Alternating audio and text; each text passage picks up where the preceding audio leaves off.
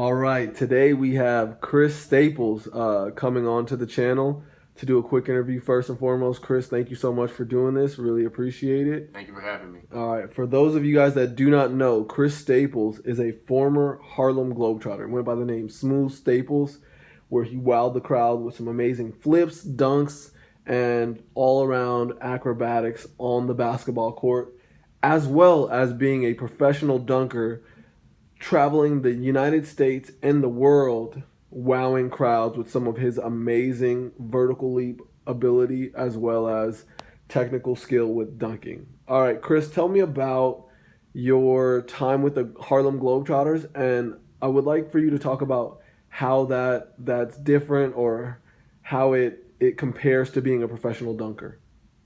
Well, my time with the Globetrotters was like a really good experience. I mean, I got to travel all over the world, as you said, and in the last 3 or 4 years, I probably traveled over 40 countries. Wow. And so, I mean, it's very different because it's not like your average team. I mean, I consider the Harlem Globetrotters like basketball Broadway because you can't really, it's live basketball. It's live. We're doing tricks and stuff like that, and so it's on us to please these crowds, but we're going from city to city each day.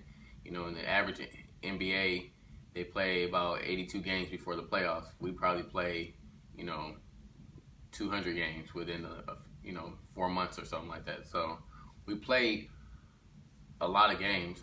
So that's the difference with it. But at the same time, it helped me become very consistent because I'm practicing every single day since we're playing different cities. And so I'm actually getting better quicker than the average person. Okay. Okay. Now, in terms of your legs and being on the road, how were you able to manage pulling off some of these very technical dunks on a day-to-day basis?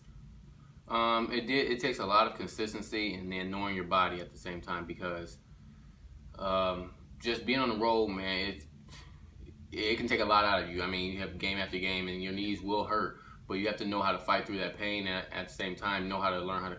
You have to control your body at times. So, man, some days I felt like I couldn't jump or anything like that, but I've got everything down so technical, so I know the form I need to do. I know how much I need to push in order to make certain dunks, and so being on the road will teach you that. Okay, awesome. Now, when preparing for dunk contest, do you train a little different than how you would prepare for a Harlem Globetrotter game?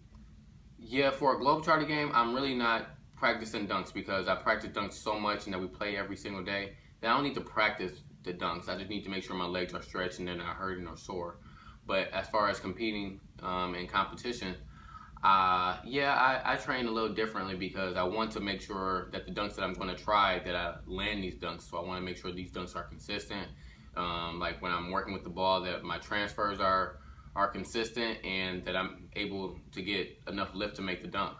So that's the difference in a Globetrotter game versus competing. Awesome, awesome. And this summer you've been with Rise, and you've been traveling across the United States, showcasing your abilities with dunks as well as competing in the Rise Challenge and stuff like that. First and foremost, congratulations with that. Thank you. Being one of four is pretty awesome, and it's it shows your skill as well as your personality. How has the Rise Challenge been for you? The Rise Challenge has been really fun. I mean, it's very different from any other thing, any other gig, but it's very original. And the fact that we get to go around to different states and do exactly what we love to do. We love to put on dunk shows, and we're doing that for these kids. And what they're getting out of it are cool shoes to wear. And I feel like we're setting a good tone, a good message to the kids that you can buy affordable shoes versus buying some, expensive shoes. You only can buy one pair versus Rise. You can buy, multiple pair for the same price, for cheaper price. And so, I mean, I like it. I like what Kmart's doing with it, and I'm hopefully in the future, we'll continue to do this. Awesome, awesome. And where can my followers and people that watch this video connect with you and get in touch with you? You can follow me on Facebook, Chris Staples. I think I'm pretty much the first person to pop up.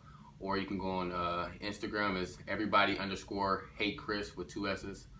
And On Twitter, it's Mr_Hoopstar.